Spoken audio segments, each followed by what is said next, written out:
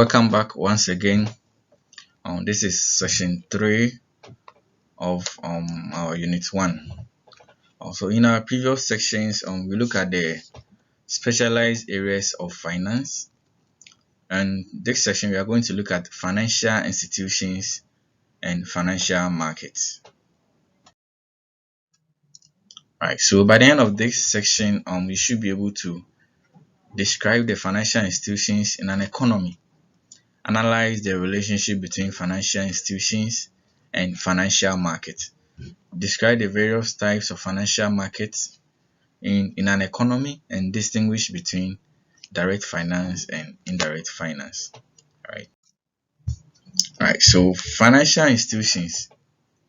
What is financial institutions, or what are financial institutions? Right. So we are saying that financial institutions are the intermediaries between buyers of funds and sellers of funds. So they serve as intermediaries by channeling the savings of individuals, business, and the government into loans or investments. Right. So individuals who want loans will go to the financial institutions, and the financial institutions will, through the deposits or depositors' money that had been deposited in the bank, they'll be able to lend money to individuals who need money, and as such they are channeling financial resources to various sectors of the economy. So this kind of process is the bank performing this process. It means they are being intermediary. All right. So we have depository taking institutions. They also accept savings from their clients. Yes, as I was saying, and they convert these savings into loans. So they normally receive higher interest on the loans. Yeah. So the financial institution, they mostly receive higher interest on the loans and the advancement that they made to their clients. And they also pay interest on deposited fund. But the interest on the loans are mostly higher than the interest on the deposited fund. So the difference between the interest on the loans and the interest expenses is the net interest income. I hope you understand, or the net interest margin. That is the spread between interest income and interest expense. Okay. So these are some of the financial institutions. You may be familiar with some of them. We have the commercial banks, savings and loans companies, rural banks, credit union, savings and loans association, investment banks, insurance company, and pension houses. Yeah, they are all financial institutions. All right, so we are going to look at direct financing, indirect financing, and private placement. All right, so if we say direct financing, what do we mean by direct financing? So direct finance is the transfer of funds from savers to borrowers in the financial market without the involvement of the financial intermediaries. I hope you understand. So direct finance is the transfer of funds from savers to borrowers in the financial market without any financial intermediary. Do you understand? It is direct. You go to the financial market, you locate the borrower, and you do the exchange. Do you get it? Yeah. So it does not involve any financial intermediary. It does not involve the financial institutions. Sure. So they are issued by borrowers to lenders. But there are problems associated with that. I hope you are thinking what I'm thinking. You just go there, you locate someone who needs money, you give it to the person without doing any background checks, any screening process. It's kind of risky. Let's see some of the problems associated with direct financing. There is higher transaction cost. There's higher transaction cost. Let's say the person is staying at Kumasi, and you're also from Eastern region.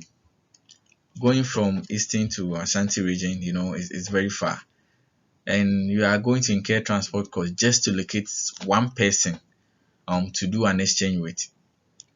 There is high transaction cost. Well, another point is risk of not employing strict screening process. Yes, as I was just saying, you wouldn't get enough time to do a lot of screening about the person that you are going to give the money to. All right, so it means that there's going to be high default rates. You don't know the credibility of the person, whether the person is credible, whether he's going to pay the money back, and even with the interest. So direct financing may not ensure that funds go to the productive sectors of the economy. Yes, it might not ensure that funds go to the productive sectors of the economy. Sure. Indirect financing. Yes, so opposite of direct financing. So the process through which funds move from saver through the financial intermediary to the borrower is known as the indirect financing. So indirect finances reduces transaction cost.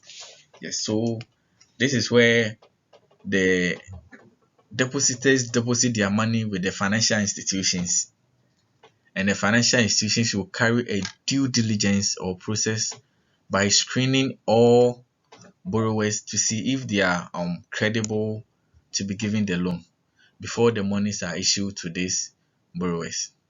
And default risk is also lower with the use of financial intermediaries. Since the banks and the financial institutions, they have the mechanism to screen out bad borrowers. Yes, that is why sometimes before you can get access to any financial assistance or any loan, you may need a collateral and some other supporting document before these banks will grant you the loan that you require. So the banks will carry out due diligence to make sure that its clients can pay the loan and with interest as and when the time is due. We also have private placements. So savers can transmit their funds to specific firms or borrowers through private placement arrangements. So without the use of the financial market or financial institution. So private placement doesn't use the financial market or financial institution. It just issue firms to suppliers of funds directly.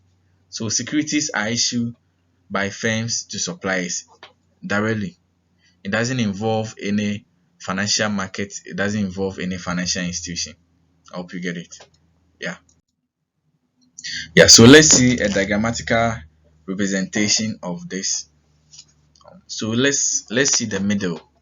We have suppliers of fund, and the arrow matches directly to the demands of funds. We see it didn't pass through any financial institution or any financial market. So this is what we term as the private placement. As you can see, the arrow in the middle, it moves straight to the demands of fund and comes back to the suppliers of fund without going through the financial institution or going through any financial market. We are still in the middle. Let's go down. One arrow point down to the financial market and it follows up to the demands or demanders of fund. So this is where the funds passes through the financial market before the demanders of fund. So this is what we term as the direct financing. It doesn't pass through the financial institution. It just on the financial market it goes through the demanders of fund. Or the demanders of fund also issue their securities in the financial market and suppliers of fund will acquire them. This is also an example of the direct financing. Let's go up there. From the suppliers of fund, there is an arrow that points towards the financial institutions and it passes through the financial institution through and it comes down to the demanders of fund. So as you can see, this is the indirect financing institution. So the suppliers of fund, the funds will pass through the financial institution before it gets to the demanders of fund. Yeah. So this diagram depicts all the three. We have the direct financing, private placement, and the indirect financing. So financial market can be classified into various classifications. We have the money market, we have the capital market, primary market, secondary market, foreign exchange market, and derivative markets. Let's explain these various classifications. So the money market, So money market is where securities that are maturing within a year are bought and sold. So where short-term securities are bought and sold. So examples of money market instruments are the mutual funds, treasury bills, fixed deposits. Similarly, borrowers who need extra funds in the short term can borrow funds from the money market. Alright, so money market is purposely meant for short-term securities or short-term financial instruments that are maturing within a year. Those are the instruments that are traded on the money market. Capital market, on the other side, is the market where long-term financial instruments are bought and sold. So the shares and the bonds, they are all long-term financial instruments. It lasts for more than 2 years, 3 years, 4 years, 5 years. Yeah, so this is where long-term securities are bought and sold. Primary market, we also have primary market. So primary market is a market where new securities are issued. So anytime a company wants to issue new shares to the general public, it is issued on the primary market. So the primary market is there for new issuance of securities. We also have the secondary market. This is a market where already issued securities. So securities that are already trading on the market. Securities that has been issued to the market already. This is not the time we are going to issue them. It has been already issued. Alright. So this is where already issued securities are traded. So in Ghana, for example, we have the Ghana Stock Exchange and the over-the-counter market. So this is where securities that has already been issued are traded. We have the foreign exchange market, as the name depicts, foreign exchange. So where a market where one currency, like example the Ghana cedi, can be traded for another currency. And here let's use the US dollar. So in Ghana, the participants of the foreign exchange market include the banks and the forex bureau. Yeah, so the forex bureau and the banks they participate mostly in the foreign exchange market. Yeah, so if you have cedis that you want to change to dollars, you go to the banks or the forex bureau and you do the exchange at the prevailing exchange rate. Yes. We also have the derivative market. So financial instrument which obtains their value from the value of the underlying assets, such as bonds, shares, cocos. Yeah. So those are the derivative markets. So some of the derivative include forwards. We have futures, swaps, and options. So derivative provide avenue for investors to hedge their risk in the movement in the prices of the underlying assets, and also to speculate about the movement of the underlying assets. So hedging helps us to lock, or let me use the word lock, or secure ourselves from any rise and fall in the prices of the instrument, or rise and fall in the value of the instrument. So we hedge it against its value falling. I hope you understand. We hedge it against the risk of the movement in the prices. That is what hedging does. So there are so many forms. You can enter into a forward contract, futures, and options. All right, and these ones are done on the derivative market. Wow, we've learned a lot of things. We've learned about the financial institutions and the financial markets, direct financing and other forms of financing. So under these sections, we've learned that financial markets assist in the issue and trading of financial assets to ensure its liquidity.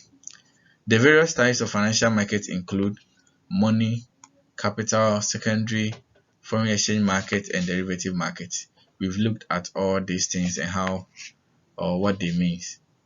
Financial instruments traded in the financial market include shares, bonds. Yeah, so these are some of the financial instruments that are traded on the financial market. We also said that direct financing involves greater transaction cost and risk. If you are choosing direct financing, you should know it involves greater transaction cost and risk. Indirect financing are channeled through the financial institutions to productive sectors of the economy. All right.